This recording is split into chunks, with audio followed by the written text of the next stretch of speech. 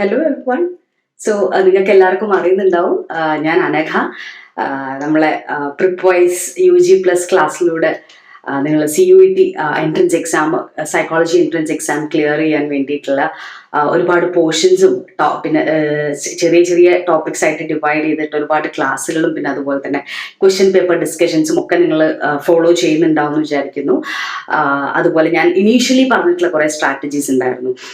അതായത് complete syllabus നിങ്ങൾ എങ്ങനെ കവർ ചെയ്യണം, ആ കംപ്ലീറ്റ് സിലബസും നിങ്ങൾക്ക് കയ്യിൽ എപ്പോഴും ഉണ്ടാവണം എന്നുള്ളത്, പിന്നെ അതുപോലെ മൈൻഡ് മാപ്സ് ഉണ്ടാക്കുക, ടേബിൾസ് ഉണ്ടാക്കുക, കമ്പാരിസൺസ് ഉണ്ടാക്കുക. അപ്പം അങ്ങനെ കുറെ കാര്യങ്ങൾ ഞാൻ പറഞ്ഞിരുന്നു അല്ലേ.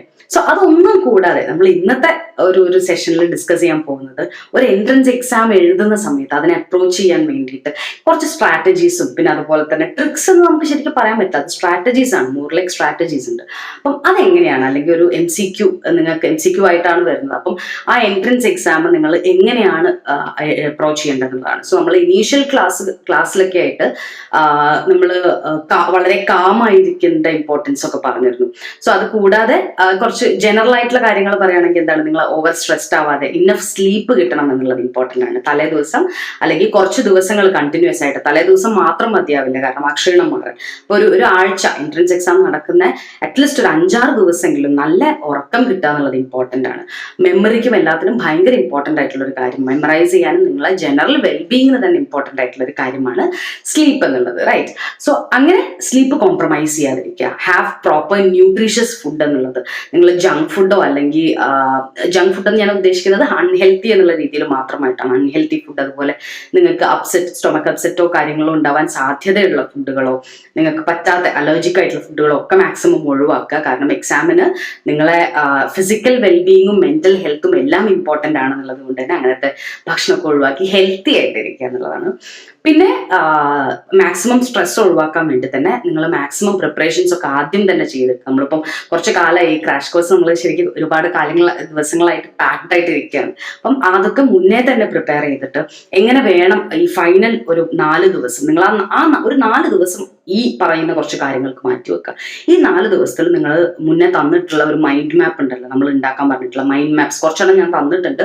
അപ്പൊ മൈൻഡ് മാപ്പുകൾ, ടേബിളുകൾ, ഓരോ മൊഡ്യൂൾസിന്റെയും സമ്മർ, അതിൽ ഏറ്റവും ഇമ്പോർട്ടൻ്റ് ആയിട്ടുള്ള മൈൽ സ്റ്റോൺസ് എന്തൊക്കെയാണ്, സൈക്കോളജിയിൽ ഇമ്പോർട്ടൻ്റ് ആയിട്ടുള്ള മൈൽ സ്റ്റോൺസ് എന്തൊക്കെയാണ്, ഒരുപാട് ഇയറുകളുണ്ട്. പിന്നെ അതുപോലെ തന്നെ ഫസ്റ്റ് യൂണിവേഴ്സിറ്റി, ഫസ്റ്റ് ലാബ് ഏതാണ്, മേ ബി ലൈക്ക് ചില ഓരോ ലാബുകൾ ഇപ്പം ലേപ്സിക് യൂണിവേഴ്സിറ്റി പോലത്തെ അല്ലെങ്കിൽ അത്തരത്തിലുള്ളതൊക്കെ എസ്റ്റാബ്ലിഷ് ചെയ്തിട്ടുള്ളത് ആരാണ്, first female president of may be like ഒരു ഓർഗനൈസേഷൻ, അതുപോലെ അപ്പം APA ആണെന്നുണ്ടെങ്കിൽ APAയുടെ ഫസ്റ്റ് ഫീമെയിൽ പ്രസിഡന്റ് ആരാണ്. അങ്ങനത്തെ കുറച്ച് കാര്യങ്ങളൊക്കെ നിങ്ങൾ ജനറൽ ആയിട്ട് അറിഞ്ഞു വെക്കുക എന്നുള്ളത് ഇമ്പോർട്ടൻ്റ് ആണ്. Like that is more like building general knowledge in psychology എന്നുള്ളത്. സോ അങ്ങനത്തെ കാര്യങ്ങളൊക്കെ കവറപ്പ് ചെയ്യാനും പിന്നെ അതുപോലെ തന്നെ നിങ്ങൾ ഓരോ മൊഡ്യൂൾസിനെ ഞാൻ പറഞ്ഞ പോലെ സമ്മറി നോക്കുക, പിന്നെ അത് തന്നെ കമ്പയർ ചെയ്തുകൊണ്ട് പഠിക്കുക. 2 മൊഡ്യൂൾസിൽ സിമിലർ ആയിട്ട് വരുന്ന തിയറീസ് ഉണ്ട്, അല്ലെങ്കിൽ ഒരേ തിയറിസ്റ്റ് തന്നെ 2 മൊഡ്യൂളിൽ 2 തിയറീസ് പറയുന്നുണ്ടെങ്കിൽ അത് തമ്മിൽ കമ്പയർ ചെയ്യാനും ഡിഫറൻഷിയേറ്റ് ചെയ്യാനും നിങ്ങൾ പഠിക്കുക. അതൊക്കെ ചെയ്യേണ്ട ഒരു സമയമാണ്. അതിൻ്റെ കൂടെ തന്നെ നിങ്ങൾ പ്രോപ്പറായിട്ട് ഹൈഡ്രേറ്റ് ചെയ്യുക. ആ സമയത്തൊക്കെ മാക്സിമം ടയർഡ്നെസ്സും കാര്യങ്ങളും ഇല്ലാതിരിക്കുക എന്നുള്ളതൊക്കെ ചെയ്യണം. ഇതൊന്നും കൂടാതെ നമുക്ക് എൻട്രൻസ് എക്സാമിന്റെ അന്ന് രാവിലെ, തലേന്ന് നന്നായി ഉറങ്ങുക എന്നുള്ളത് ഞാൻ പറഞ്ഞു, അന്ന് രാവിലെ നിങ്ങൾ നോക്കേണ്ടത്, ആകെ നിങ്ങൾ നോക്കണമെങ്കിൽ തന്നെ ജസ്റ്റ് ഒന്ന് മറിച്ചു പോകേണ്ടത് ഈ മൈൻഡ് മാപ്പുകളും സമ്മറി മാത്രമായിരിക്കണം. അല്ലാതെ എല്ലാം വായിച്ചു നോക്കാം എന്നുള്ളത് ഒരു ഐഡിയലിസ്റ്റിക് കൺസെപ്റ്റ് ആണ്. മാത്രമല്ല നിങ്ങൾക്ക് അത് കൂടുതൽ കൺഫ്യൂസിങ് ആയിരിക്കും. അയ്യോ അതെനിക്ക് അറിയില്ലല്ലോ, ഇതറിയില്ലല്ലോ എന്ന് തോന്നി കൂടുതൽ ഡൗട്ട് വരാൻ തോന്നും. അപ്പൊ നിങ്ങൾ ഉണ്ടാക്കിയിട്ടുള്ള ഷോർട്ട് നോട്ട്സും കാര്യങ്ങളും മാത്രമായിരിക്കണം അന്ന് രാവിലെ നിങ്ങൾ നോക്കുന്നത്. ഓക്കെ. സോ ഇത് പിന്നെ ഒരു കാര്യം എന്ന് വെച്ചാൽ എക്സ്ക്ലൂസീവ്ലി എല്ലാവർക്കും ജനറലൈസ്ഡ് ആയിട്ട് യൂസ് ചെയ്യാൻ പറ്റിയിട്ടുള്ള കാര്യങ്ങളല്ല. മോസ്റ്റ് ഓഫ് ദി ആൾക്കാർ ഒരു കൺസെൻസസ് വരുന്ന തരത്തിലുള്ളതും പിന്നെ അതുപോലെ തന്നെ ഇപ്പം എൻ്റെ പേഴ്സണൽ ലൈഫിലാണെങ്കിലും പറ്റി തെളിഞ്ഞിട്ടുള്ള കുറെ ടിപ്സ് ഒക്കെയാണ് ഞാൻ പറഞ്ഞു തരുന്നത്. ഓക്കെ. ഒരു ഹെൽത്തി ആയിട്ടുള്ള കുറെ സ്ട്രാറ്റജീസ് പറഞ്ഞു തരിക എന്നുള്ളതേ ഉള്ളൂ. നിങ്ങൾക്ക് നിങ്ങളതായിട്ടുള്ള സ്ട്രാറ്റജീസും കാര്യങ്ങളും ഉണ്ടെങ്കിൽ അത് ഫോം ചെയ്തിട്ട് definitely you should follow it എന്നുള്ളതാണ്. ഞാൻ പറഞ്ഞത് മാത്രം ഫോളോ ചെയ്യുക എന്നുള്ളത് ഒരിക്കലും വിചാരിക്കരുത്. എനിക്ക് അറിയാവുന്ന കുറച്ച് കാര്യങ്ങൾ ഷെയർ ചെയ്യുന്നു, നിങ്ങൾക്ക് ഒരുപാട് കാര്യങ്ങൾ അതല്ലാതെ അറിയുന്നുണ്ടാവും, അതൊക്കെ അപ്ലൈ ചെയ്യാം. Okay, because like I believe that you guys are really brilliant and amazing in fact. Okay, so എക്സാമിന് നമ്മൾ ഇരുന്ന് കഴിഞ്ഞ് കഴിഞ്ഞാൽ നമ്മൾ കൂൾ ഓഫ് ടൈമോ എന്തൊക്കെയാണെന്ന് വെച്ചാൽ അതൊക്കെ ഇതായി കഴിഞ്ഞാൽ പിന്നെ പോകുന്ന സമയത്ത് എസ്പെഷ്യലി ഡ്രസ്സിങ്ങിന്റെ കാര്യം, അപ്പം ഒരുപാട് റൂൾസും കാര്യങ്ങളും ഒക്കെ ഉണ്ട്. അപ്പം പ്രോപ്പറായിട്ട് ഹാൾ ടിക്കറ്റിലുള്ള എല്ലാ റൂൾസും, അത് ഏകദേശം എല്ലാത്തിനും നിങ്ങൾ വായിക്കുന്നതല്ലേന്ന് വിചാരിക്കരുത്. അതുപോലെ സേ നിങ്ങൾ മറ്റൊരു യൂണിവേഴ്സിറ്റിന്റെ മേ ബി ലൈക്ക് ക്രൈസ്റ്റ് യൂണിവേഴ്സിറ്റിന്റെയോ MG യൂണിവേഴ്സിറ്റിന്റെയോ ഏതെങ്കിലും ഒരു യൂണിവേഴ്സിറ്റിൻ്റെ എഴുതി അറ്റ് എ ഗ്ലാൻസ് നിങ്ങൾക്ക് നോക്കുന്ന സമയത്ത് ഹാൾ ടിക്കറ്റ് രണ്ടും സിമിലർ ആണെന്ന് കരുതി ഇത് മുഴുവൻ വായിക്കാതിരിക്കരുത്. അല്ലെങ്കിൽ കഴിഞ്ഞ വട്ടം CUET നിങ്ങൾ വായിച്ചിട്ടുണ്ട് വേറെ ആരെങ്കിലും എന്ന് കരുതിയിട്ട് ഈ വട്ടം അല്ല റിപ്പീറ്റ് ചെയ്യുന്നവരും ആവാം. അപ്പോൾ ഈ വട്ടം വായിക്കാതിരിക്കരുത്. ബിക്കോസ് ഒരു വേർഡെങ്കിൽ ഒരു വേർഡിൽ വരുന്ന ഡിഫറൻസ് ചിലപ്പോൾ അത് വലിയ മാറ്റർ ചെയ്യും, നിങ്ങൾക്ക് അന്ന് പാനിക് ആവാൻ ഇടയും. അപ്പം ഓരോ ഇൻസ്ട്രക്ഷൻസും 1 by 1 എടുത്തെഴുതുക. ടു ടേക്ക് ലിസ്റ്റ് ഉണ്ടാവില്ല എന്തൊക്കെ എടുക്കണം എന്നുള്ള ആ ലിസ്റ്റൊക്കെ നിങ്ങൾ സെപ്പറേറ്റ് ആയിട്ടൊന്ന് നോട്ട് ചെയ്ത് വെക്കുക, ഫോണിലോ പേജിലോ ഒക്കെ. പിന്നെ അതുപോലെ അതിലുള്ള റൂൾസും കാര്യങ്ങളൊക്കെ നോട്ട് ചെയ്യുക. അതിന് അനുയോജ്യമായിട്ടുള്ള ഡ്രസ്സ്, പിന്നെ അതുപോലെ തന്നെ പെന്ന് എടുക്കുന്ന രീതി, എങ്ങനത്തെ ഇത് വേണം, എന്ത് പേപ്പർ എടുക്കണം, ഫോട്ടോ എടുക്കണോ നിങ്ങൾ. I am not very sure about those rules in particular, because ആ ഹാൾ ടിക്കറ്റ് നോക്കണം. അതൊക്കെ പെർട്ടിക്കുലർ ആയിട്ട് എന്തൊക്കെ കൊണ്ടുപോകണം എന്നുള്ളതൊക്കെ ക്ലിയർ ആയിട്ട് എല്ലാം എടുത്തു വെക്കുക എന്നുള്ളത് ഇമ്പോർട്ടൻ്റ് ആണ്. എന്നിട്ട് നിങ്ങൾ പോയതിന് ശേഷം make sure you are hydrated again. കാരണം വെള്ളം കുറഞ്ഞു കഴിഞ്ഞു കഴിഞ്ഞാൽ ഡീഹൈഡ്രേറ്റ് ആയി കഴിഞ്ഞാൽ ക്ഷീണം നമ്മൾ വിചാരിക്കുന്ന പോലെയൊന്നുമല്ല, നമുക്ക് തിങ്കിങ് മെമ്മറി കപ്പാസിറ്റി ഒക്കെ കുറവാകും. അപ്പം പ്രോപ്പറായിട്ട് വെള്ളം കുടിക്കുക എന്നുള്ളതൊക്കെ എൻഷുർ ചെയ്യുക. എന്നിട്ട് നിങ്ങൾക്ക് ക്വസ്റ്റ്യൻ പേപ്പറൊക്കെ കയ്യിൽ കിട്ടുന്ന സമയത്ത് ഒന്ന് ഓവറോൾ വേണമെങ്കിൽ നിങ്ങൾ സ്ഥിരം ഹാബിറ്റ് ഉണ്ടെങ്കിൽ മറച്ചു നോക്കിക്കോളൂ, അതൊക്കെ നിങ്ങളുടെ കുറച്ച് സ്ട്രാറ്റജീസ് അനുസരിച്ച്. പിന്നെ സ്പെസിഫിക് ആയിട്ട് പറയാനുള്ളത് റീഡ് ദ എൻറ്റയർ ക്വസ്റ്റ്യൻ എന്നുള്ളതാണ്. ഞാൻ ഈ ഹാൾ ടിക്കറ്റ് പറഞ്ഞ പോലെ തന്നെ ക്വസ്റ്റ്യൻ വേർഡ് ബൈ വേർഡ് വായിക്കുക. ഒരു അറ്റ് എ ഗ്ലാൻസ് നിങ്ങൾ നോക്കിയിട്ട് ഇത് എന്നുള്ള പോലെ പറയാതെ, പക്ഷെ അവിടെ ആയിരിക്കും അതിന്റെ ട്രിക്ക് യൂസ് ചെയ്യുന്നത്. ഓക്കെ, ഏറ്റവും സിംപ്ലസ്റ്റ് ആയിട്ട് അല്ലെങ്കിൽ ഭയങ്കര ഡയറക്റ്റ് ആണ് നിങ്ങൾക്ക് തോന്നുന്ന ക്വസ്റ്റ്യനിൽ ചിലപ്പോൾ ഒരു വേർഡ് അങ്ങോട്ടോ ഇങ്ങോട്ടോ മാറ്റിയിട്ടുണ്ടോ എന്നുള്ളത് നമുക്ക് പറയാൻ പറ്റില്ല. കാരണം അവിടെയാണ് ഇങ്ങനത്തെ എൻട്രൻസ് എക്സാം ട്രിക്സ് യൂസ് ചെയ്യുന്നത്. സോ ക്വസ്റ്റ്യൻ കംപ്ലീറ്റ് ആയിട്ട് ലൈൻ ബൈ ലൈൻ ഉള്ള പോലെ എടുത്തരിച്ച് പെറുക്കി തന്നെ വായിക്കാം. Second one is answer it in your mind first എന്നുള്ളതാണ്. അതായത് ഒരു ക്വസ്റ്റ്യൻ നിങ്ങൾക്ക് വായിച്ചു, okay, so who is A father of psychology, okay, അങ്ങനെ ഒരു ക്വസ്റ്റ്യൻ ആണെന്നുണ്ടെങ്കിൽ അത് ആരാണ് എന്നുള്ളത് നിങ്ങൾ മൈൻഡിൽ ഫസ്റ്റ് ആൻസർ പറയുക, ഓപ്ഷൻസ് നോക്കുന്നതിന് മുന്നേ. So that is something you have to stay loyal towards. കാരണം അത് ഓപ്ഷൻസ് നിങ്ങൾക്ക് നോക്കിക്കഴിഞ്ഞ് കഴിഞ്ഞാൽ ചിലപ്പം ഒരു ലീഡിങ് ലിങ്ക് നിങ്ങൾക്ക് കിട്ടിയേക്കാം. അതായത് ഏതാണ് എന്നുള്ളത്, ഞാൻ റെക്കഗ്നിഷന്റെ കാര്യം പറഞ്ഞല്ലോ, റെക്കഗ്നിഷൻ റീകലക്ഷൻ എന്നുള്ള കാര്യം പറയാറുണ്ട് ഞാൻ എപ്പോഴും. അപ്പം അതിൽ നിങ്ങൾ ആദ്യം റീകലക്ട് ചെയ്യാൻ ശ്രമിക്കുക നിങ്ങൾക്ക് അറിയുന്നതാണെങ്കിൽ. കാരണം റെക്കഗ്നൈസേഷൻ ചെയ്യുന്ന സമയത്ത് ഓപ്ഷൻസിൽ സിമിലർ ആയിട്ടുള്ള 2 ഓപ്ഷൻ ഉണ്ടെങ്കിൽ നിങ്ങൾക്ക് ചിലപ്പോൾ കൺഫ്യൂസിങ് ആയിരിക്കും. അപ്പം നിങ്ങൾക്ക് ഓൾറെഡി അറിയുന്ന കാര്യമാണെങ്കിൽ അത് ആദ്യം നോക്കുക. എന്നിട്ട് നിങ്ങൾക്ക് അറിയില്ല എന്നായിരിക്കും, റീകലക്ട് ചെയ്യാൻ പറ്റുന്നില്ലെങ്കിൽ ഓപ്ഷൻസ് ഒക്കെ നോക്കാം. എന്നിട്ട് ഓപ്ഷൻസ് നോക്കിയിട്ട് നിങ്ങളുടെ എഡ്യൂക്കേറ്റഡ് നോളജ് ആണ് ഫസ്റ്റ് മേക്ക് യൂസ് ചെയ്യേണ്ടത്. അത് ഏതാണ് എന്നുള്ളത് നോക്കുക, കറക്റ്റ് ആൻസർ. അപ്പൊ നിങ്ങൾക്ക് കറക്റ്റ് ആൻസർ കിട്ടുകയാണെന്നുണ്ടെങ്കിൽ വെൽ ആൻഡ് ഗുഡ്.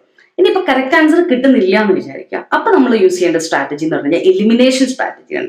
എലിമിനേഷൻ എന്ന് പറഞ്ഞു കഴിഞ്ഞാൽ എന്താ, നമ്മളിപ്പോൾ ഒരു കസേര കളി കളിക്കാന്ന് വിചാരിക്കുക. അപ്പം ആ മ്യൂസിക്കൽ ചെയർ ചെയ്യുന്ന സമയത്ത് നമുക്ക് 4 ഓപ്ഷൻസ് ആണുള്ളത്. അപ്പൊ 4 പേരുണ്ട്. അപ്പൊ അതിൽ എലിമിനേറ്റ് ആവുന്ന ഓരോരുത്തരായിട്ട് എലിമിനേറ്റ് ആയിട്ട് ഫൈനലി ഒരാളല്ലേ വിന്നർ. അതേപോലെ തന്നെ നമ്മൾ ഓരോ ക്വസ്റ്റ്യനായിട്ട് എലിമിനേറ്റ് ചെയ്യണം. എങ്ങനെ? എല്ലാം വായിച്ചിട്ട് നോക്കിയിട്ട് അല്ല എന്ന് ഉറപ്പുള്ള ക്വസ്റ്റ്യൻസ് ഉണ്ടാവില്ലേ. പണ്ട് നിങ്ങൾക്ക് ഓർമ്മ ഉണ്ടെങ്കിൽ മറ്റേ ക്രോർപ്പത്തി എന്നുള്ള പ്രോഗ്രാമിൽ 50-50 എന്നൊക്കെയുള്ള ഓപ്ഷൻസ് ഉണ്ടായിരുന്നു. അതായത് 2 എണ്ണം നമുക്ക് ഒഴിവാക്കി തരും അതിൽ. ഓക്കെ, സോ അതിൽ നമുക്ക് ഒഴിവാക്കാൻ പറ്റുന്ന ഏതെങ്കിലും ഓപ്ഷൻസ് ഉണ്ടോ, അല്ലാന്ന് ഉറപ്പുള്ള എന്തെങ്കിലും ഓപ്ഷൻസ് ഉണ്ടോ നോക്കുക. അങ്ങനെയുള്ള ഓപ്ഷൻസ് ഒക്കെ നിങ്ങൾ ആദ്യം തന്നെ മൈൻഡിൽ നിന്ന് എലിമിനേറ്റ് ചെയ്ത് ഒഴിവാക്കി വിടുക എന്നുള്ളത് മാറിപ്പോയതാ, എലിമിനേറ്റ് ചെയ്ത് വെക്കുക. പിന്നെ നിങ്ങൾക്ക് വരുന്ന ഒരു 2 ഓപ്ഷൻ ആണെന്നുണ്ടെങ്കിൽ അതിൽ നിന്നായിരിക്കും പിന്നെ നമ്മളെ ചോയ്സ് വരുന്നത്. ഓക്കെ, സോ ആ ഒരു പ്രോസസ് ഓഫ് എലിമിനേഷൻ കറക്റ്റ് ആയിട്ട് ചെയ്ത് കഴിഞ്ഞ് കഴിഞ്ഞാൽ ഈ നിങ്ങൾക്ക് അറിയുന്ന ഓപ്ഷനും കൂടെ നോക്കിയിട്ട് അതിൽ നിന്ന് ബെസ്റ്റ് ആൻസർ ചൂസ് ചെയ്യുക എന്നുള്ളതാണ് ചെയ്യേണ്ടത്. ഇത് ഒന്നും പഠിക്കാതെ പോകുന്ന ഒരാൾക്ക് കിട്ടില്ല, പക്ഷെ എന്തെങ്കിലും ഒക്കെ അറിഞ്ഞിട്ട് ഷുവർ അല്ല എന്നുള്ളവരെ പറ്റിയാണ് ഞാൻ ഈ പറയുന്നത്. ഒന്നും പഠിച്ചിട്ടില്ലെങ്കിൽ നമുക്ക് അറിയാലോ എന്താ സംഭവിക്കാന്നുള്ളത്. ഓക്കെ, സോ എന്നിട്ട് നിങ്ങൾ ബെസ്റ്റ്, അതുപോലെ തന്നെ 2 ആൻസറും കറക്റ്റ് ആണെന്ന് വിചാരിക്കുക ഓപ്ഷൻസിൽ. അപ്പം എപ്പോഴും MCQൽ എന്താ ശ്രദ്ധിക്കേണ്ടത്, അവർ ചോദിക്കുന്നത് ബെസ്റ്റ് ഓഫ് ദി ചോയ്സസ് എന്നുള്ളതാണ്. അപ്പൊ നമ്മൾ ആ കൂട്ടത്തിൽ 2ലും ഏറ്റവും കൂടുതൽ അനുയോജ്യമായിട്ടുള്ളത് ഏതാണ്, ബെസ്റ്റ് ഏതാണെന്നുള്ളത് നോക്കിയിട്ട് അതിനനുസരിച്ചാണ് ആൻസർ ചെയ്യേണ്ടത്. പിന്നെ ഒരു കേസ് എന്ന് പറഞ്ഞു കഴിഞ്ഞാൽ all of the above or none of the above എന്നുള്ള കൈൻഡ് ഓഫ് ഓപ്ഷൻസ് വരുന്നതാണ്. സോ നിങ്ങൾ നോക്കുന്ന സമയത്ത് ഓൾ ഓഫ് ദി അബവ് എന്ന് ചോയ്സ് ഉണ്ട്, ബാക്കി 3 എണ്ണം ഉണ്ട്. പക്ഷെ നിങ്ങൾക്ക് 1 മാത്രമേ അറിയുള്ളൂ എന്ന് വിചാരിക്കുക, അല്ലെങ്കിൽ 1 അല്ല എന്നറിയാം. ഓക്കെ, സോ 1 അല്ല എന്ന് ഉറപ്പായിട്ടും അറിയുമെന്നുണ്ടെങ്കിൽ അവിടെ എന്താണ്, all of the above option അല്ല എന്ന് ഉറപ്പാണ് അല്ലെ. കാരണം ഓപ്ഷൻ A അല്ല എന്ന് നിങ്ങൾക്ക് ഉറപ്പാണ്. അപ്പം ഓപ്ഷൻ ഡി ആയിട്ടുള്ള ഓൾ ഓഫ് ദി അബവ് ആവില്ല എന്ന് ഉറപ്പാണ്. കാരണം ഓൾ ഓഫ് ദി അബവ് എന്ന് പറയുമ്പോൾ എയും കൂടെ ഇൻക്ലൂഡഡ് ആണല്ലോ. അപ്പം അങ്ങനെ നിങ്ങൾക്ക് അത് മാറ്റി വെക്കാം. അപ്പം എയും പോയി ഡിയും പോയി, പിന്നെ സിയും ബിയും ആണുള്ളത് അല്ലെ. അപ്പൊ അതിൽ നിന്നാണ് പിന്നെ നിങ്ങൾ ചോയ്സ് വരുന്നത്. അപ്പം ഓൾ ഓഫ് ദി അബവ് അല്ലാന്ന് അങ്ങനെയാണ് ഉറപ്പിക്കേണ്ടത്. ഇനിയിപ്പൊ എന്താ പറയാ, നിങ്ങൾക്ക് രണ്ടെണ്ണം എയും ബിയും ഉണ്ടെന്ന് ഉറപ്പാണെന്ന് വിചാരിക്കുക. Okay, so option A answer ആണെന്ന് നിങ്ങൾക്ക് ഉറപ്പാണ്, ഓപ്ഷൻ ബി ആൻസർ ആണെന്ന് നിങ്ങൾക്ക് ഉറപ്പാണ്, 100% ഉറപ്പാണ്. പക്ഷെ സി നിങ്ങൾ കേട്ടിട്ട് പോലുമില്ല, അല്ലെങ്കിൽ സിന്റെ കാര്യത്തിൽ നിങ്ങൾക്ക് വലിയ ഉറപ്പൊന്നുമില്ല, പിന്നെ ഓൾ ഓഫ് ദി അബവ് ഉണ്ടെന്ന് വിചാരിക്കുക. അപ്പൊ നിങ്ങളെ ഓപ്ഷൻ തീർച്ചയായിട്ടും ഓൾ ഓഫ് ദി അബവ് ആയിരിക്കും. കാരണം എയും ബിയും കൂടെ ഇൻക്ലൂഡ് ചെയ്തുകൊണ്ട് ഒരു ഓപ്ഷൻ എന്ന് പറഞ്ഞു കഴിഞ്ഞാൽ അവിടെ ഓൾ ഓഫ് ദി അബവ് മാത്രമല്ലേ. അപ്പൊ സിയും കൂടെ ഉണ്ടെന്നുള്ളത് നിങ്ങൾക്ക് ഉറപ്പിക്കണം. ചില കേസിൽ ഇങ്ങനെ ഉണ്ടാവും, ഇത് എ ആൻഡ് ബി ഓൺലി എന്നൊക്കെ പറഞ്ഞിട്ടുണ്ടാവും. അതല്ല ഞാൻ പറയുന്നത്, അങ്ങനെ പറയുന്നതല്ല. പക്ഷെ അതല്ലാതെ ഈ ഓൾ ഓഫ് ദി അബവ് എന്നുള്ള കേസുകളിൽ ഇങ്ങനെയാണ്. ഓൾറൈറ്റ്, പിന്നെ നമുക്ക് അടുത്ത ഓപ്ഷൻ ആയിട്ട് വരുന്നത്, അല്ലെങ്കിൽ അടുത്തൊരു കേസ് നമുക്ക് നോക്കേണ്ടത് നൺ ഓഫ് ദി അബവ് വരുന്ന സമയത്താണ്. നൺ ഓഫ് ദി അബവ് വരുന്ന സമയത്ത് എ ബി സി ഡിയിൽ മോസ്റ്റ്ലി ഡി ആയിരിക്കുമല്ലോ നൺ ഓഫ് ദി അബവ്. അപ്പൊ നിങ്ങൾക്ക് എ ബി സി നിങ്ങളൊന്ന് നോക്കി നോക്കുക. എന്നിട്ട് ഏതെങ്കിലും ഒന്ന് സി ഇസ് റൈറ്റ് എന്ന് തോന്നുന്നു, ആ ആൻസറിന്, ആ ക്വസ്റ്റ്യന് ആൻസർ ആയിട്ട് സി ഉണ്ടെന്നുള്ളത് നിങ്ങൾക്ക് ഉറപ്പാണെന്നുണ്ടെങ്കിൽ അവിടെ എന്താണ്, നൺ ഓഫ് ദി അബവ് അല്ല എന്നുള്ളത് നിങ്ങൾക്ക് ഉറപ്പാണ് അല്ലെ. അതുപോലെ തന്നെ മറ്റെന്ത് ഓപ്ഷൻസും ആയിക്കോട്ടെ, ഏത് തരത്തിലുള്ള ഓപ്ഷൻസോ, അല്ലെങ്കിൽ A and B only, B C D only, അങ്ങനെ പല രീതിയിലുള്ള ഓപ്ഷൻസും കാര്യങ്ങളും ഉണ്ടാവുമല്ലോ. അപ്പം അത് ഈ നൺ ഓഫ് ദി അബവിന് സ്യൂട്ടബിൾ ആയിട്ടുള്ള, ഞാൻ ജനറൽ ആയിട്ട് പറഞ്ഞതാണ്, റെഫറൻസ് ഉണ്ടായിട്ട് പറഞ്ഞതല്ല. അപ്പൊ അങ്ങനെ എ ബി സിയിൽ ഏതെങ്കിലും ഒന്നുണ്ടെന്ന് നിങ്ങൾക്ക് ഉറപ്പാണെന്നുണ്ടെങ്കിൽ അവിടെ നൺ ഓഫ് ദി അബവ് അല്ല എന്നുള്ളത് നിങ്ങൾക്ക് ഉറപ്പാണ്. പിന്നെ നിങ്ങൾക്ക് നോക്കേണ്ടത് ബാക്കിയുള്ള ഓപ്ഷൻസ് തമ്മിലാണ്. ഓക്കെ, എന്നിട്ട് പിന്നെ നിങ്ങൾ നോക്കിയിട്ട് ഏതെങ്കിലും ഒന്ന് അല്ല എന്ന് ഉറപ്പുണ്ടെന്ന് വിചാരിക്കുക, അല്ലെങ്കിൽ ഏതെങ്കിലും രണ്ടെണ്ണം അല്ല എന്ന് ഉറപ്പുണ്ടെന്ന് വിചാരിക്കുക. എയും സിയും അല്ല എന്ന് നിങ്ങൾക്ക് ഉറപ്പുണ്ടെങ്കിൽ അവിടെ നൺ ഓഫ് ദി അബവ് ആണെന്ന് ഉറപ്പായി. കാരണം എന്താണ്, സി സംശയമാണ്, ബിന്റെ കാര്യത്തിൽ സംശയമാണ്, ബി സംശയം, എയും സിയും ഇല്ല എന്ന് ഉറപ്പാണ്. അപ്പം നൺ ഓഫ് ദി അബവ് എന്ന് ഉറപ്പാണ്. കാരണം എയും സിയും കൂടെ ഇൻക്ലൂഡ് ചെയ്തിട്ടുള്ള ഓപ്ഷൻ എന്ന് പറഞ്ഞു കഴിഞ്ഞാൽ ഏതാണ്, last one, none of the above മാത്രമല്ലേ. അപ്പം അങ്ങനെയുള്ള സ്ട്രാറ്റജീസ്, ഈ ഓൾ ഓഫ് ദി അബവ് അല്ലെങ്കിൽ നൺ ഓഫ് ദി അബവ്, അതേപോലെ തന്നെയാണ് option A B C only, അല്ലെങ്കിൽ എ ആൻഡ് ബി ഓൺലി. അപ്പൊ അങ്ങനത്തെ രീതിയിലുള്ള ഓപ്ഷൻസ് വരുന്ന സമയത്തൊക്കെ നമ്മൾ യൂസ് ചെയ്യേണ്ടത് ഈ all of the above, none of the above എന്നുള്ള പറഞ്ഞ പോലെ സ്ട്രാറ്റജീസ് ആണ്. അതിന്റെ ഉള്ളിലുള്ള ഏതെങ്കിലും ഒന്ന് അല്ല എന്നോ ആണ് എന്നോ നിങ്ങൾക്ക് ഉറപ്പുണ്ടെന്നുണ്ടെങ്കിൽ ആ രീതിയിലേക്ക് ഡീവിയേറ്റ് ചെയ്തിട്ട് നിങ്ങൾക്ക് ആൻസറിനെ കൊണ്ടുപോകാം. ഓക്കെ, സോ ആ തരത്തിൽ നിങ്ങൾക്ക് ആ ഒരു സ്ട്രാറ്റജി നിങ്ങൾക്ക് യൂസ് ചെയ്യാവുന്നതാണ്. പിന്നെ എപ്പോഴും ഞാൻ മുന്നേ പറഞ്ഞിട്ടുള്ളത് പോലെ തന്നെ select the best of the options എന്നുള്ളതാണ് ആസ് ആൻസർ. അപ്പൊ നിങ്ങൾക്ക് ചിലപ്പോൾ രണ്ടെണ്ണം ശരിയെന്ന് തോന്നുന്നുണ്ടെങ്കിൽ, അല്ലെങ്കിൽ പലതും ശരിയാണെന്ന് തോന്നുന്നുണ്ട്, ഓൾ ഓഫ് ദി അബവ് ഒന്നും ഇല്ല എന്നുണ്ടെങ്കിൽ അവിടെ ഏറ്റവും സൂട്ടബിൾ ആയിട്ടുള്ള ഒന്ന് ഏതാണ് എന്നുള്ളതാണ്. ഏറ്റവും എക്സാമ്പിൾ, അല്ലെങ്കിൽ ഇപ്പോൾ ഒരു എക്സാമ്പിളോ മേ ബി ഒരു സിറ്റുവേഷൻ അല്ലെങ്കിൽ ഒരു സെന്റൻസോ ഒക്കെ ആണെന്നുണ്ടെങ്കിലും അവിടെ ഏറ്റവും സൂട്ടബിൾ ആയിട്ടുള്ള ഏതാണെന്ന് നോക്കിയിട്ട് അതിലേക്കാണ് നിങ്ങൾ എപ്പോഴും ആൻസറിനെ നാരോ ഡൗൺ ചെയ്ത് കൊണ്ടുപോകുന്നത്. ഓക്കെ, പിന്നെ answer the questions you know the first എന്നുള്ളതാണ്.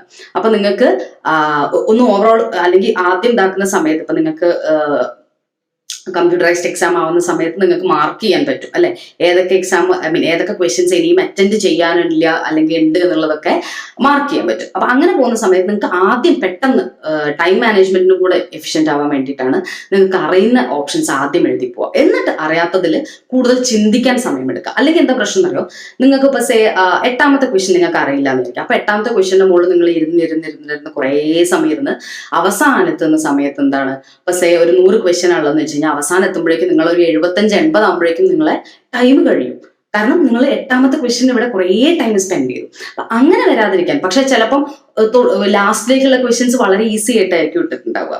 അപ്പൊ അങ്ങനെ വരാതിരിക്കാൻ വേണ്ടിയിട്ടാണ് നിങ്ങൾക്ക് അറിയുന്ന ക്വസ്റ്റ്യൻസ് ആദ്യം, കാരണം അത് നിങ്ങൾക്ക് ഇങ്ങോട്ട് വാങ്ങിക്കാനുള്ള കാര്യങ്ങളല്ലേ. അപ്പൊ ഇങ്ങോട്ട് കിട്ടാനുള്ളത് ആദ്യം പോരട്ടെ എന്നുള്ള ഒരു സാധനം വെച്ചതിന് ശേഷം പിന്നെ ഉറപ്പില്ലാത്ത കാര്യങ്ങൾക്ക് നിങ്ങൾക്ക് ട്രൈ ചെയ്യാം. അതിലാണെന്നുണ്ടെങ്കിലും കമ്പാരിറ്റീവ്ലി ചെയ്താൽ കിട്ടും. ഒരു പ്രോബ്ലം ആണെന്ന് വിചാരിക്കുക, അപ്പൊ ആ പ്രോബ്ലം ചെയ്ത് കഴിഞ്ഞാൽ നിങ്ങൾക്ക് കിട്ടുന്ന ഉറപ്പുണ്ടെങ്കിൽ അത് ആദ്യം ചെയ്യാം. അപ്പൊ അങ്ങനെ നിങ്ങൾക്ക് കൂടുതൽ പോസിബിലിറ്റി ഉള്ള കാര്യത്തിലേക്ക് നാരോഡോ, അങ്ങനെ ആ രീതിയിൽ ക്വസ്റ്റ്യൻസിനെ അപ്രോച്ച് ചെയ്തിട്ട് വേണം 1 by 1 ആയിട്ട് ചെയ്യാം.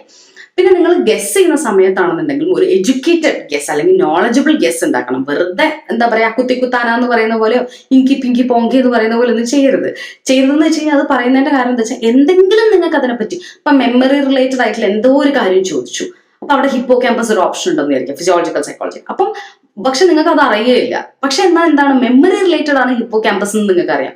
അങ്ങനെ ആ രീതിയിലൊക്കെ കളക്ട് ചെയ്തിട്ട് നിങ്ങൾക്ക് ഓൾറെഡി ഉള്ള എഡ്യൂക്കേഷനെ യൂസ് ചെയ്തുകൊണ്ട് ഗസ് ചെയ്യുക, അല്ലെങ്കിൽ നിങ്ങളെ നോളജ് ടാങ്കിനെ യൂസ് ചെയ്തുകൊണ്ട് ഗസ് ചെയ്യുക എന്നുള്ളതാണ് ചെയ്യേണ്ടത്. അല്ലാതെ ബ്ലാറ്റന്റ് ആയിട്ട് വെറുതെ പോയിട്ട് ഗസ് ചെയ്യല്ല വേണ്ടത്. അതല്ല ഐഡിയൽ ആയിട്ടുള്ള ഒരു സിറ്റുവേഷൻ എന്ന് പറയുന്നത്. ഓക്കെ, പിന്നെ finally and most importantly time management ആണ്. അപ്പൊ നിങ്ങൾക്ക് ഓരോ ക്വസ്റ്റ്യനും എത്ര ടൈം എടുക്കണം എന്നുള്ളതും അതിന്റെ പ്ലാനിങ് ഒക്കെ നിങ്ങൾക്ക് മച്ച് ബിഫോർ ദി എക്സാം തന്നെ ചെയ്തിട്ട് പോവാം.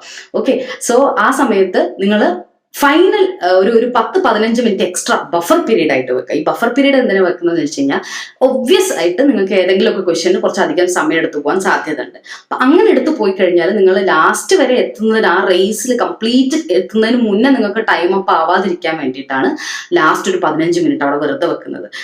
I usually keep 30 minutes. എൻ്റെ ഒരു ആങ്സൈറ്റി കാരണം ഞാൻ ഒരു അരമണിക്കൂർ വരെ ഒക്കെ വെക്കാറുണ്ട് അങ്ങനെ. അപ്പൊ അത് ഡിപ്പെൻസ്, നിങ്ങളുടെ ടൈമും നിങ്ങളെ സ്പീഡ് എങ്ങനെയാണെന്നുള്ളത് നോക്കിയിട്ട് ഓരോരുത്തർക്കും ഓരോ സ്പീഡായിരിക്കും അറ്റൻഡ് ചെയ്യാൻ. അപ്പൊ ഞാൻ യൂഷ്വലി കുറച്ച് അധികം സമയം എടുക്കുന്നുള്ളതുകൊണ്ട് ഞാൻ അരമണിക്കൂർ ബഫർ ടൈം ആയിട്ട് വെക്കണം എന്ന് വിചാരിച്ചാൽ മാത്രമേ എനിക്കൊരു 10 മിനിറ്റ് കിട്ടുള്ളൂ. അപ്പൊ അങ്ങനെയുണ്ട്, കാരണം നമ്മൾ വിചാരിച്ച പോലെ നമുക്ക് ആ ടൈം കിട്ടാറില്ല. അപ്പൊ അതുകൊണ്ട് തന്നെ അതും കൂടെ മുൻകൂട്ടി കണക്കാക്കിയിട്ട് വേണം നിങ്ങൾ ടൈം മാനേജ്മെന്റ് ചെയ്യാൻ. ഫൈൻ. പിന്നെ പറയാനുള്ളത്, ഞാൻ പറഞ്ഞ പോലെ ഇൻസ്ട്രക്ഷൻസ് വായിച്ചിട്ട് ഇപ്പൊ ഈ ടൈമൊക്കെ എത്ര ഉണ്ടെന്നുള്ളതും അങ്ങനത്തെ കാര്യങ്ങളൊക്കെ കൃത്യമായിട്ട് നോട്ട് ചെയ്ത് മുന്നേ തന്നെ ആ എക്സാം എഴുതാനുള്ളൊരു സ്ട്രാറ്റജി കംപ്ലീറ്റ് ആയിട്ട് നിങ്ങൾ ഉണ്ടാക്കുക എന്നുള്ളതാണ്. അപ്പൊ ഇങ്ങനെയൊക്കെ ചെയ്യുന്ന സമയത്ത് നിങ്ങൾക്ക് അവിടെ എത്തിക്കഴിഞ്ഞിട്ടുള്ള എക്സാം ഹാളിൽ എത്തിയിട്ടുള്ള ഒരു പാനിക്കും കാര്യങ്ങളും ഇല്ലാതെ അവിടെ നിങ്ങൾക്ക് ഡയറക്റ്റ് ആയിട്ട് ഒരു എന്താ പറയുക, വാർ സോൺ ഒക്കെ കണക്കാക്കുകയാണെങ്കിൽ ആ വാറിൽ യുദ്ധം നിങ്ങൾക്ക് ഡയറക്റ്റ് ആയിട്ട് അങ്ങ് തുടങ്ങാം. അതിന് മുന്നേ ഏതൊക്കെയാ പടയാളികൾ, എവിടെയാണുള്ളത്, ആരാ എന്താണെന്നൊന്നും അന്വേഷിക്കേണ്ട കാര്യമില്ല. പ്ലാനിങ് ഒക്കെ സെറ്റ് ചെയ്തിട്ട് നിങ്ങൾക്ക് അങ്ങ് ആ ഒരു ടാർഗറ്റിലേക്ക് എത്താം. ഓക്കെ, സോ ഇതൊക്കെ എനിക്ക് പെട്ടെന്ന് റീകളക്ട് ചെയ്യാൻ പറ്റിയിട്ടില്ല, അല്ലെങ്കിൽ കുറച്ച് കാലങ്ങളായിട്ട് ഞാൻ യൂസ് ചെയ്യുന്ന കുറെ, നമുക്ക് ഇന്റർനെറ്റിലൊക്കെ നോക്കി കഴിഞ്ഞാൽ കിട്ടും, നിങ്ങൾക്ക് ഇതല്ലാതെ ഒരുപാട് ടിപ്സ് കിട്ടും. അപ്പൊ അതിൽ എഫിഷ്യന്റ് ആയിട്ട് അതേപോലെ തന്നെ എത്തിക്കൽ ആയിട്ട് നിങ്ങൾക്ക് തോന്നുന്ന കുറച്ച് ടിപ്സ് എല്ലാം ഇതുപോലെ ഈ ഒരു സിമിലർ ലൈനിലുള്ള ടിപ്സ് ഒക്കെ നിങ്ങൾ കളക്ട് ചെയ്യാതെ വെക്കുക. നിങ്ങൾക്ക് സ്യൂട്ടബിൾ ആയിട്ടുള്ളത് ഏതാണ് എന്നുള്ളതൊക്കെ നോക്കിയിട്ട് വെക്കുക എന്നുള്ളതാണ് ഇവിടെ ചെയ്യേണ്ടത്. കാരണം ഞാൻ ഇവിടെ ഒരു half an hour buffer period പറഞ്ഞു, അല്ലെ 15 മിനിറ്റ്സ് പറഞ്ഞു, അതല്ലാന്നുണ്ടെങ്കിൽ ഞാൻ അറിയുന്നത് ആദ്യം ആൻസർ ചെയ്യുമ്പോൾ അങ്ങനെ പറഞ്ഞു എന്നുള്ളത് കൊണ്ട് നിങ്ങളെ സ്ട്രാറ്റജി അതാവണം എന്നില്ല. നിങ്ങൾക്ക് ഇതിൽ നിന്ന് ഡിഫറെന്റ് ആയിട്ടുള്ള ഒരു ഒപ്പീനിയനും സ്ട്രാറ്റജീസും ഒക്കെ ആയിരിക്കും ചിലപ്പോൾ ഉണ്ടാകുന്നത്. സോ അത് കൺസിഡർ ചെയ്തിട്ട് നിങ്ങൾക്ക് ക്യൂറേറ്റ് ചെയ്യുന്ന തരത്തിൽ അതിനെ അപ്രോച്ച് ചെയ്യാന്നുള്ളത് ഇവിടെ കുറച്ച് കൂടുതൽ ഇമ്പോർട്ടൻ്റ് ആയിട്ട് കണക്കാക്കണം. Because you are an individual who is different from every one else. So നിങ്ങൾക്ക് വേണ്ട സ്ട്രാറ്റജി എന്താണെന്ന് that is best non only for you. അപ്പൊ അത് നിങ്ങൾ തന്നെ പ്രിപ്പയർ ചെയ്ത് അതിനനുസരിച്ച് പ്ലാൻ ചെയ്യാന്നുള്ളതാണ് നിങ്ങൾക്ക് ചെയ്യാൻ പറ്റുന്നത്. ഓക്കെ, സോ ഇതുപോലെ ഒട്ടനവധി സ്ട്രാറ്റജീസ് നിങ്ങൾക്ക് വീണ്ടും കണ്ടുപിടിക്കാൻ പറ്റട്ടെ. ഭാവിയിൽ നിങ്ങൾക്ക് മറ്റുള്ളവർക്ക് അത് പറഞ്ഞു കൊടുക്കാനും കൂടെ പറ്റട്ടെ എന്ന് ഞാൻ എന്താ പറയുക ആശംസിക്കുന്നു എന്ന് ഫോർമലായിട്ട് പറയാം. ഓക്കെ, സോ വിത്ത് ദാറ്റ് നമുക്ക് ഈ ഒരു സെഷൻ വൈൻഡപ്പ് ചെയ്യാം. എന്നിട്ട് നമുക്ക് വീണ്ടും ക്ലാസ്സുകളിലേക്കും റിവിഷനുകളിലേക്കും ഒക്കെ ഫോക്കസ് ചെയ്യാം. Okay, so thank you so much.